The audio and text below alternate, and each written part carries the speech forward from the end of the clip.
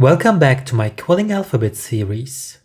This series is all about sharing different quilling styles and techniques to help you find your own unique style in crafting quilling letters.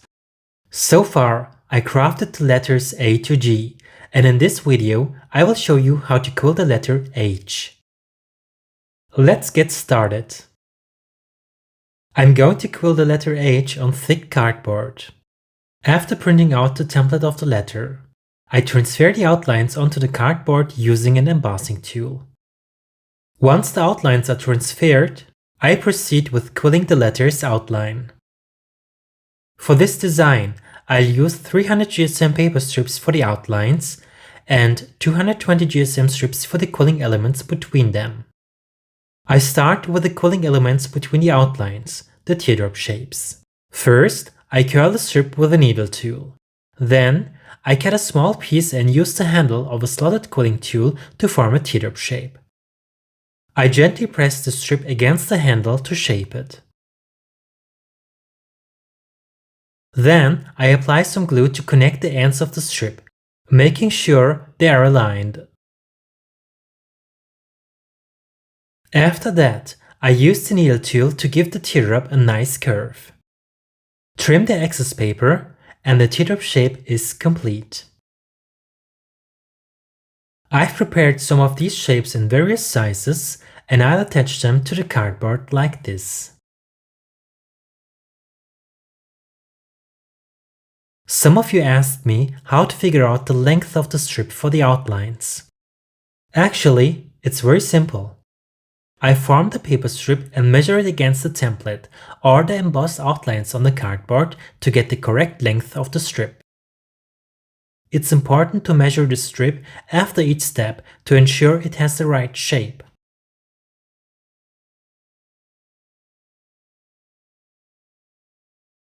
This is how my quilt letter H looks once I'm done with the outline quilling. I added some teardrops and swirls to the design. I started the outline quilling with this paper strip. Then crafted the other side and attached the missing pieces at the top and bottom of the letter.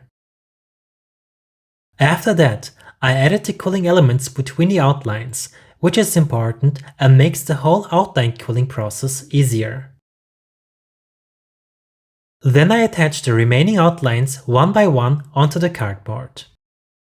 I paid close attention to the small pieces between the elements for a more professional design.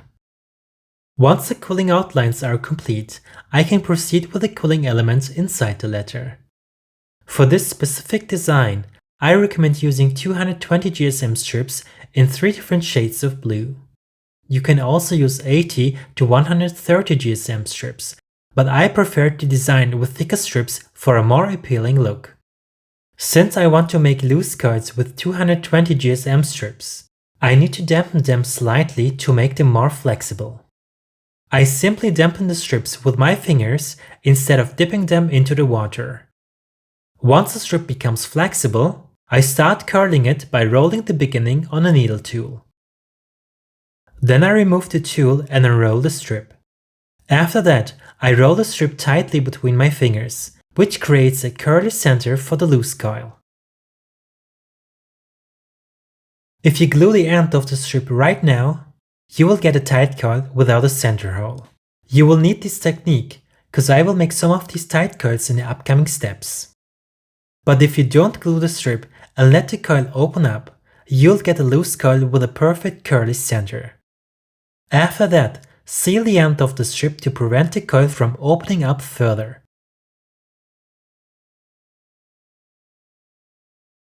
I've prepared some of these loose coils in different sizes and shades of blue.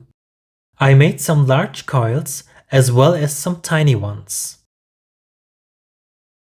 I also prepared tight coils without center holes from yellow paper strips in various sizes. I already mentioned how to make them before. Once all quilling elements inside the letter are prepared, it's time to fill the letter with them. I start with the darkest blue shade and the largest loose coil at the bottom of the letter, adding them one by one to fill the space. I also place the largest yellow tight coils next to the loose ones. As I move toward to the top of the letter, I use lighter blue shades for a more appealing contrast. And as you can see, I fill the gaps between the loose coils with small yellow tight coils. I repeat this design on both sides of the letter. However, I make sure that the smallest tight coils are placed at the top of the letter rather than the bottom. After completing this design, my quilt letter H looks like this. Can you see the color transition from the bottom of the letter to the top? This gives the design a much better flow.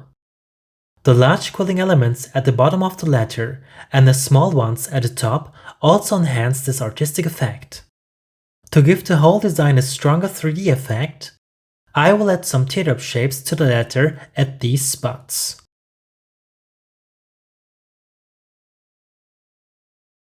I cut out teardrop shapes from 300 GSM white paper in various sizes and shapes.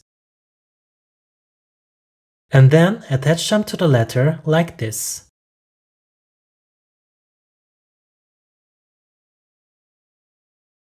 Let's move on to the framing. This time, I'm using a yellow background paper to highlight the yellow tight coils inside the letter. I'm pretty happy with the design, and I hope you like it too. You can show your support by pressing the like button. I would really appreciate that. If you want to see more videos from my Quilling Alphabet series, click here to watch the playlist. Thank you all for watching, and happy quilling!